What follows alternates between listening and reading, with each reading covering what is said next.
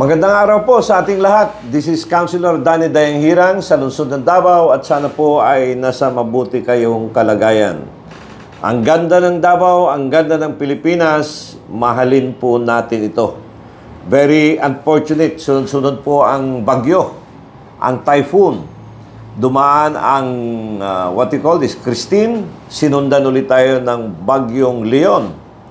At ito ay malalakas po na bagyo. Hindi ito yung ordinary typhoon. No? Malalakas ito. Now, as usual po, nung nag-attend sa committee hearing, ang dating President Rudy Duterte sa Senado, pag-uusapan po natin sa ibang episode, nakatatak po sa ugali ng mga Duterte na talagang nasa action sila sa mga area. Kung saan ay noon pa, nung presidente siya, nung mayor siya. At ito ay the same behavior ang nasusunod ng kanyang anak, si Vice President Sara Duterte. Nung dati, nung mayor siya, lahat ng mga tinatamaan ng bagyo ay pinupuntahan ni PRRD, no? Ni former Mayor Rudy Duterte at Presidente. Na-remember ko, alos lahat na probinsya, either si Vice President Sara or Mayor Sara nung presidente siya or si Mayor Sara. Nung Mayor si Sara, kasabay ako sa private plane, no? Pumunta kami ng Catanduanes. Then pagdating namin sa Albay, doon kami sa opisina ni sa Legazpi. Dumating kami, sumama sa amin si Senator Amy Marcos. Then, after that, lumipad kami sa Naga, na kung saan, nung mga dinadaanan ng bagyo ito, I was there nung dineklara si Vice President Mayor Sara bilang adopted daughter ng Camarines Sur. Then, from Naga, lumipad kami sa Quezon, Lucena City. Nakasakay kami ng chopper, ng plane. Dumaan muna kami ng Lipa, Batangas, then Lucena. Then from Lucena, bumalik kami ng Batangas. Then from Batangas, bumalik kami sa tawag ito, sa Davao. Ginabi kami at yun ay utos ng dating presidente na siya na yung umikot doon sa area na yun.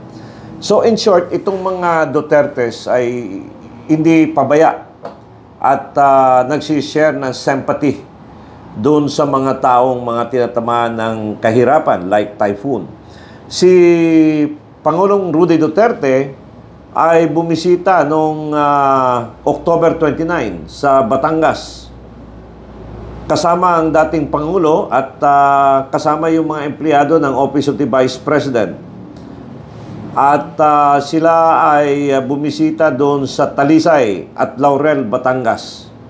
Binisitahan ni President Rudy, makikita ninyo sa picture, yung tinamaan talaga. Ang daming kababayan natin ang tinamaan doon. And our condolences to the family. At ito ay nagpapakita ng pagmamahal ang mga Duterte. I am just sharing this na no less than the former president can visit the victims. Minsan magtatanong yung mga tao, ano nang ginawa ng ibang opisyal? Well, of course, nagpapadala sila ng relief goods. At ito, by the way, pag Duterte, hindi nilalagyan ng pangalan nila yung mga bigas. Wala yan. Minsan, ang nilalagay na doon is, you are not forgotten. Hindi kayo nalilimutan. Davao City residents. Walang Duterte na nakapangalan doon. So, I am just sharing this to all of you para malaman po ninyo itong pangyayari dito sa ating bansa. Hanggat sa muli, ang ganda ng Davao, ang ganda ng Pilipinas, mahalin po natin ito. Bye-bye for now. A political analyst, Danny Dayanghirang, shares his commentaries and analysis on the latest issues. As a veteran public servant, offering his insights and critical thinking.